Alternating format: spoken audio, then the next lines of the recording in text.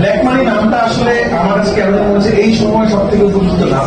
আমাদের বাংলাদেশে এখন সবথেকে বড় সমস্যা যেটা সবথেকে বড় অভাব সেটা হলো যে ব্ল্যাক মানি, মানে এই কালো টাকার জন্য কিন্তু আমাদের দেশে অনেক রকম সমস্যা। মেইন সমস্যা একটা সমস্যা কিন্তু এটাই যে কালো টাকা এবং অনেক টাকা বিভিন্ন জায়গায় চলে যাচ্ছে।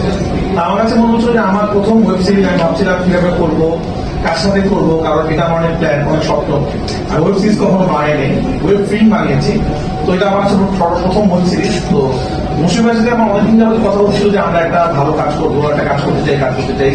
মুশফিক ভাই সারা জীবন আমরা জানি কন্টেন্ট থাকেন, ভালো কন্টেন্টের পিছনে তৈরি করেন এবং রিসেন্টলি বঙ্গ যেভাবে একই তারপর একটা ব্লকবাস্টার ওয়েব সিরিজ দিচ্ছে, ওয়েব ফিল্ম দিচ্ছে। তো আমার কাছে মনে হচ্ছিল যে না, আমার প্রথম ওয়েব সিরিজটা আসলে বঙ্গর সাথেই করি। এবং মুশফিক ভাইকে আমি প্রথম গল্পটা শোনালাম, মুশফিক বললাম হ্যাঁ আমরা এই গল্পটা করবো। নামটা ভাইয়ারই দেওয়া, ব্ল্যাক মানি, এবং এখন মনে হচ্ছে এই নামটা আসলে এখনকার সময় সব থেকে পারফেক্ট নাম। সবার সাথে আমার প্রথম কাজ এবং সবাই অনেক সিনিয়র আর্টিস্ট এবং আমার হাতটা এখনই কাঁপছে। এবং এই ডিসিশনটা নেওয়া খুবই ভালো হয়েছে যে কালকে শুটিং এ যাচ্ছি, আজকে প্রেস কনফারেন্স, আজকে সবার দোয়া নিয়ে কালকে শুটিং এ যেতে পারছি।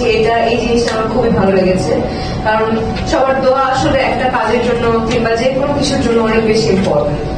So thank you so much, বঙ্গকে।